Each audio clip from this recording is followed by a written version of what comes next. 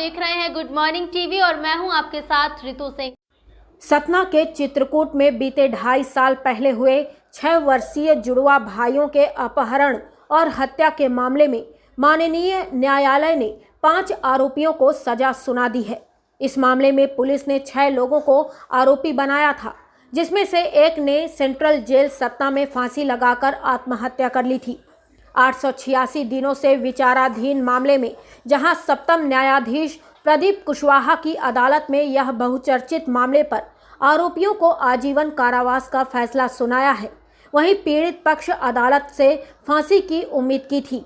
पीड़ित पक्ष इस फैसले से असंतुष्ट नजर आया और हाई कोर्ट में अपील करने की भी बात कही।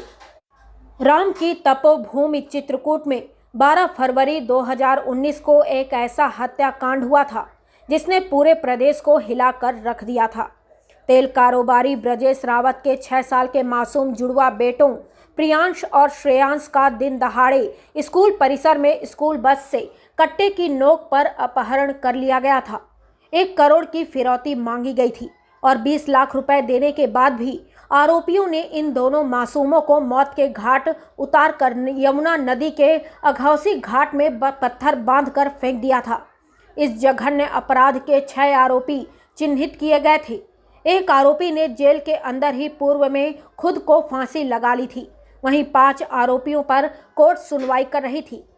आपको बता दें कि श्रेयांश और प्रियांश यह दोनों मासूम जुड़वा भाई थे, जो चित्रकूट के तेल कारोबारी ब्रजेश रावत के कुल का चिराग भी थे। चंद पैसों की लालच में इन दोनों मासूमों का दिन दहाड़े स्कूल बस से उतारकर अपहरण कर लिया गया था।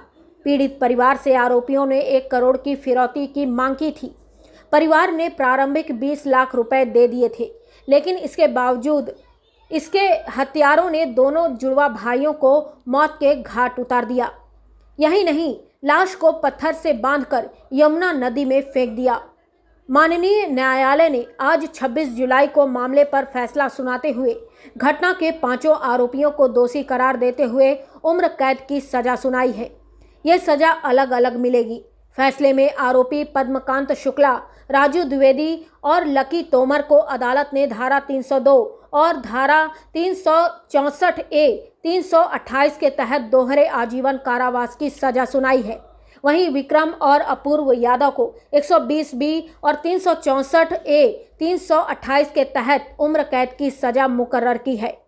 वहीं प्रियांशु और श्रेयांश के पिता ब्रजेश रावत न्यायालय के इस फैसले से असंतुष्ट नजर आए।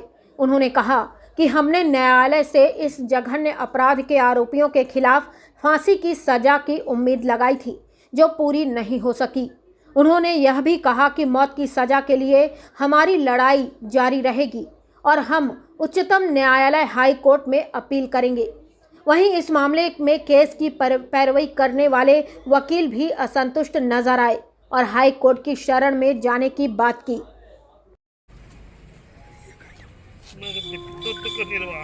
बड़ी कर्मठता से किया। ऐसे जघन्य अपराधियों को समाज में कहीं रहने का हक नहीं। अपने अबोध बच्चों को मैं न्याय नहीं दिला पाया, उनको क्या जवाब। क्या उम्मीद क्या थी आपको, न्यायालय क्या करेगा? अब ऐसे जघन्य अपराधियों के लिए क्या अपराध छुपा था समाज से? समाज ने तो एहसास किया था, एक बाप ने, एक माँ ने एहसास कैसा जघन्य अपराध इन्होंने किया था, इनकी सजा क्या होनी चाहिए। अब ईश्वर का न्याय देखना था, ईश्वर ने दिखाया आज मुझे। आज अपने बच्चों को न्याय नहीं दिला पाया। ऐसे अपराधियों को समाज में जिंदा रहने का हक नहीं है। एक समाज असुरक्षित रहेगा ऐसे अपराधियों से, ऐसी सोच के लोगों से, जिनके अबोध बच्चे पैसे के लिए निशाने पे। ऐसे अपराधियों के समाज में कहीं रहने का हक नहीं। अब उस न्यायालय जाने की कुछ मंशा है आपकी? साहब मैं तो अंतिम स्थिति तक लड़ा हूँ, अंतिम स्थिति तक लड़ूंगा, लड़ता रहूँ। अदालत द्वारा अपना निर्णय पारित करते हुए सभी 5 आरोपीगणों को आजीवन कारावास पृथक रूप से भुगताए जाने का, यानी आजीवन कारावास एक मृत्यु के लिए अलग, दूसरी मृत्यु के लिए अलग सजा से दंडित किया है। जुर्माने से भी दंडित किया है माननीय न्यायालय के फैसले की निर्णय की प्रति हमें प्राप्त हो जाए, हम उसे देखेंगे।